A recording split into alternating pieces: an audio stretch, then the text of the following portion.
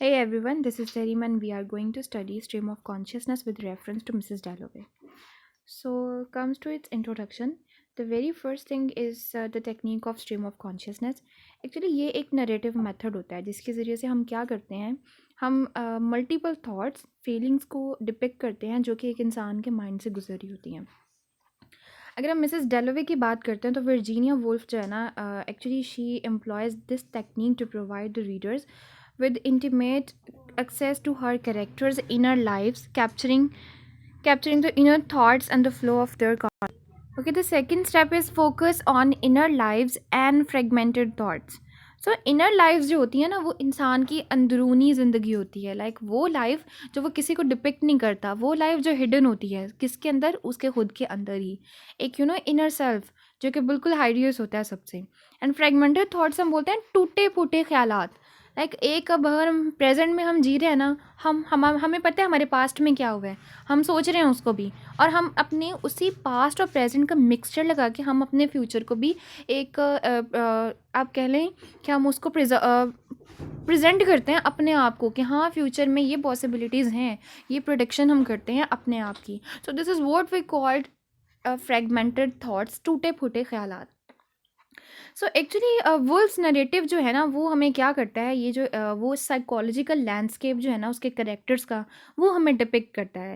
Like अगर हम Clarissa डैलोवे की बात करते हैं जो कि मेन करेक्टर है हमारा मिसेस डैलोवे का, और सेप्टिमस वॉरेन स्मिथ की बात करते हैं, तो हम ये हमारे लिए गुड एग्जांपल है इस चीज़ को समझने के लिए, किसको, फ्रेगमेंटेड थॉट्स और उनके इनर लाइफ को समझने के लिए. Actually, by emphasizing their internal experiences over external events, Wolves portrays the complexities of human consciousness and the personal perceptions. Yes. अब उनके ना वो जो एक वही मैंने आपसे बात की ना कि एक इंटरनल जो है, एक प्रेजेंट टाइम जो है ना, उसके अंदर रहकर भी वो किस में रह रहे हैं, अपने एक्सटर्नल इवेंट्स पर. लाइक इंटरनल और एक्सटर्नल इवेंट्स जो है ना, वो उनके इंटरलिंक कर रहे हैं, वो एक दूसरे के साथ उनका एक रिलेशनशिप सा बना हुआ है. Like they are unseparated from them.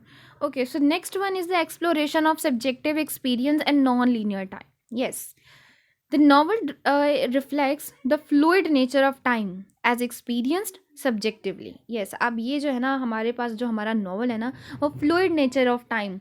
आपको पता है एक फ्लूइड जो होता है, एक स्ट्रीम जो होती है, वो कभी भी सीधी नहीं बहेगी, वो उल्टी सीधी बहती है.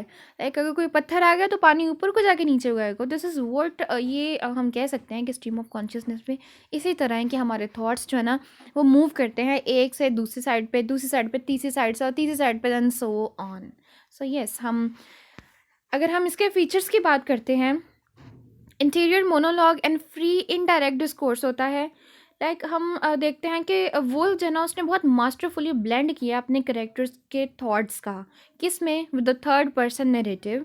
और ये चीज़ जो है ना, ये रीडर्स को अलाउ करती है कि वो मूव करते हैं effortless between the objective description and the subjective reflections. So ये टेक्निक जो है ना, ये क्या करती है, एक डायरेक्ट एक विंडो एक होती है जो कि कहाँ जाती है विंडो, एक डायरेक्टली हमें विंडो जो है हमारे पास, वो किसके साथ लिंक करती है, करेक्टर्स के माइंड पे, माइंड की तरफ जाती है without overt narrative intrusions. Yes. So next one is fragmentation and non linear time.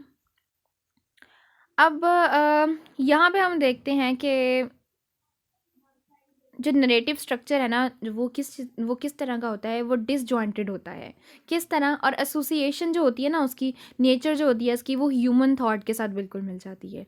सो इस तरह के इवेंट्स को ना प्रेजेंट करने के लिए ना एक क्रोनोलॉजिकल ऑर्डर जो होता है, क्रोनोलॉजिकल ऑर्डर होता है, and इंटरस्पेयरिंग memories with present experiences, and Wolf captures the authentic rhythm of consciousness. Yes.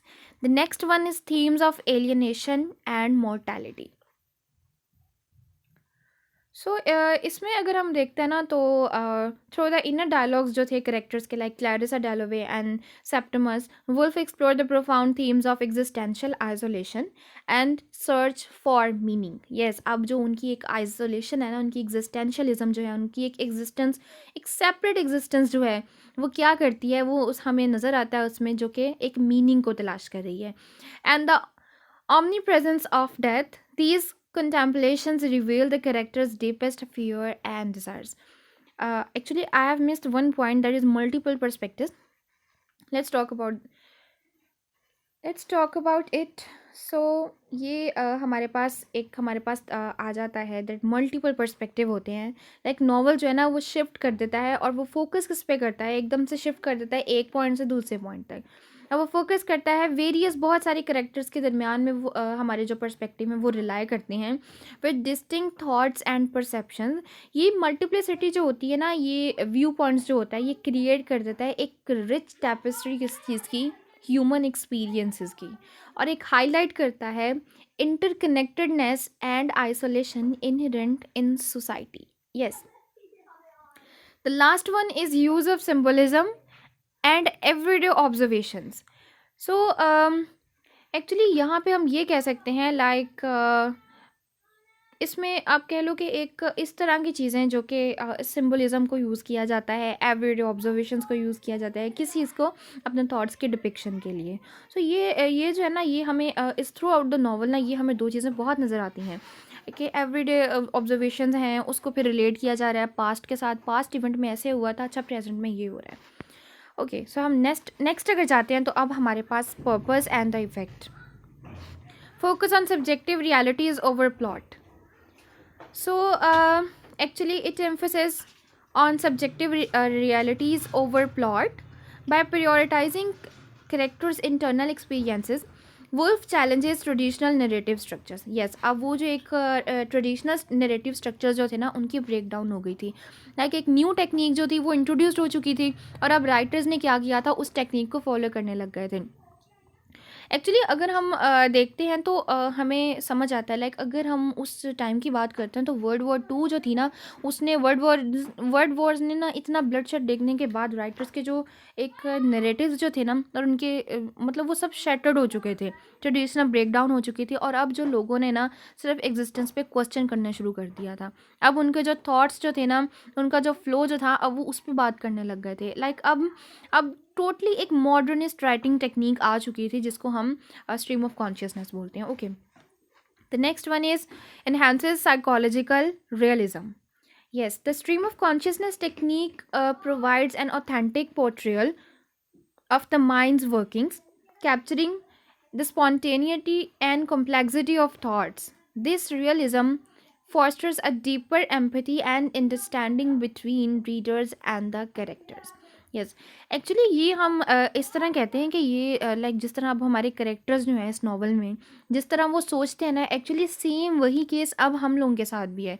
Readers भी सेम उसी तरह सोचते हैं. Like if we are watching something then there will be something other things that are running in our minds. तो ये हम कहते हैं कि एक हमेशा एक ही चीज़ के साथ साथ ना मल्टीपल थिंग्स जो होती हैं ना, वो हमारे माइंड में सर्कुलेट कर रही होती हैं. Okay, so next one is critic social norms and modernity. ये इसका एक पर्पस है, ठीक है. किसका पर्पस है? स्ट्रीम ऑफ कॉन्शियसनेस का. लाइक अब थ्रू हर कैरेक्टर्स, किसके कैरेक्टर्स? वुल्फ के कैरेक्टर्स, वर्जीनिया वुल्फ के कैरेक्टर्स जो है ना, introspections. Woolf critics the constraints of societal expectations and the alienations prevalent in modern life. The narrative reveals the tensions between individual desires and the societal pressure. So the last one is portrays interconnectedness and the human consciousness. Yes, सो अगर हम देखते हैं ना, तो ये novel हमें किस चीज़ की इलस्ट्रेशन देता है कि किस तरह इंडिविजुअल के थॉट्स और उनके एक्सपीरियंसेस जो है ना, वो इंटरवाइंड कर रहे हैं और रिफ्लेक्ट कर रहे हैं कलेक्टिव ह्यूमन कंडीशन को. ये इंटरकनेक्टेडनेस जो होती है ना, ये अंडरस्कोर करती है एम्पैथी के थीम को, और अंडरस्टैंड करती है किस चीज़ को? The shared nature of existential concerns. So, by delving into these aspects, Mrs. Dalloway not only exemplifies the stream of consciousness technique, but also offers a profound exploration of human psyche and the complexities of modern existence. So, I think आपको ये अच्छे से समझ आ गया होगा. So, thank you all of you. Take care.